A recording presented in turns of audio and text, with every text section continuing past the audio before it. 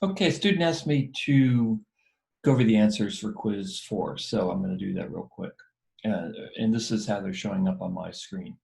So number one, Anglo settlers were given 50 acres more per slave that they brought in. And this indicates the whole point of Anglo settlement in Texas in the early 1820s, beginning in the early 1820s, was to promote the growth of cotton.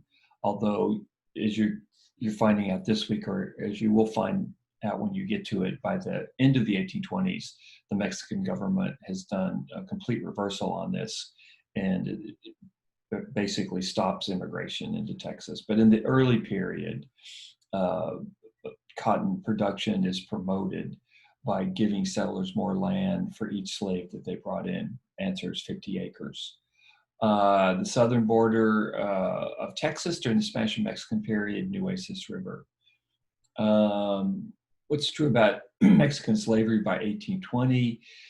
One of the really key points of this part of the semester, in every portion of Mexico except Texas, slavery had almost completely disappeared.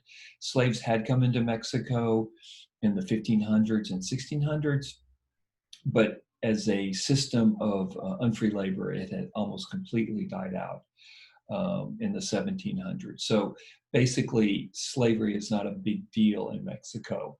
Real briefly, many workers were forced into debt peonage, where they got into tremendous debt to their owners. And it was a kind of a form of slavery in Mexico, but it wasn't chattel slavery as we know it in the United States. And Mexicans were very, very proud that they opposed slavery, the kind of slavery that existed in the United States. So it almost completely disappeared, except for Texas. So Americans in the frontier found Texas attractive because the land was much cheaper, but they also were scared about coming into Texas because they didn't trust the Mexican government to protect slavery, as the US government had ironclad protections for slavery. So there was this ambivalence on the part of Americans about coming into Texas. The idea of cheap land, and it was excellent land, was of course very appealing, but the fear that the Mexican government would not protect slavery, might even turn against it, which is really what happened, kept a lot of Americans from coming out. So there actually could have been a lot more colonists coming into Texas than eventually did come in. Okay, Tejanos, elite Tejanos supported the introduction of slavery into Texas because they wanted to have Texas become part of the cotton economy, and they wanted a piece of that cotton dollar. One of the very interesting aspects of the story in this part of the course, that Tejanos, elite Tejanos, were deeply complicit in the introduction and the continuation of slavery into Texas. Okay, 6, the bloodiest battle was Medina. That's when Joaquin Arredondo, the Spanish general, came in and wiped out 1,000 rebellious soldiers that had occupied San Antonio. Unbelievably bloody battle, and almost completely forgotten. It's I think I said in the podcast, the Battle of Medina is somewhere on South 35 leaving town, but it was an extraordinarily bloody incident. And Arredondo didn't mess around. The Quinta was the cage, basically, where women and children were kept in San Antonio. They were locked up by Arredondo after the Battle of Medina. He came into San Antonio seeking vengeance and wanting to make a point about rebellion. And he was quite cruel. Why did Mexican authorities allow Texans or Anglos to enter Texas?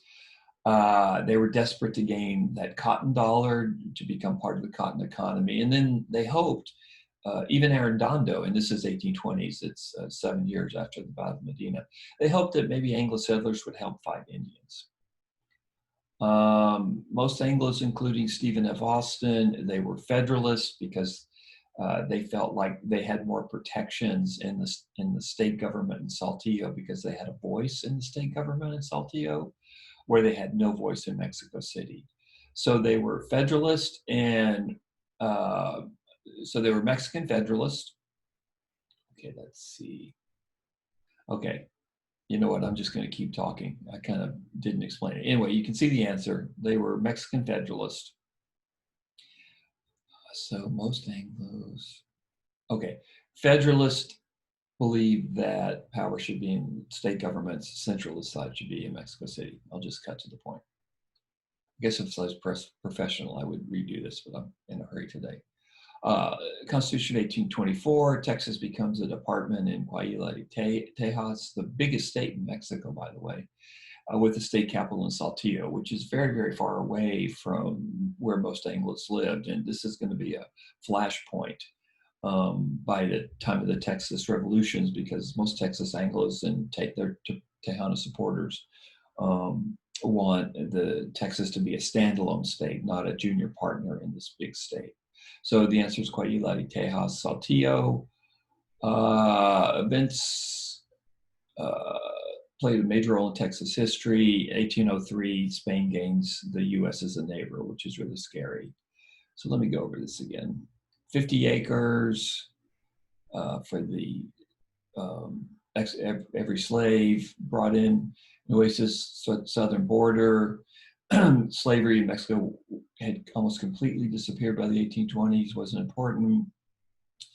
Anglos felt land was cheaper in the U.S., but they also they knew land was cheaper, which was attractive, but they feared the Mexican government couldn't or wouldn't protect slavery.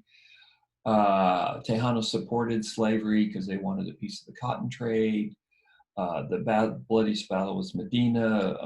Joaquin Dondo was the Spanish general that came in and fought that battle, and then committed atrocities in San Antonio and Nacogdoches. Civilians were executed. Quinta was the cage where civilians were kept in San Antonio after the Battle of Medina by Arredondo. Why did the Spanish allow Anglos into Texas? Cotton trade, and they were hoping that the Anglos might populate Texas and help Spanish fight Indians. Stephen F. Austin. Okay, why were Anglos Federalists? Because Federalists gave power to the local state government, and Centralists gave power to Mexico City. Okay, Coahuila, Tejas, and Saltillo. Texas is a junior partner in that big state. In 1803, Louisiana purchased, Texas gains the U.S. as a neighbor, and by 1845, Texas will be part of the U.S.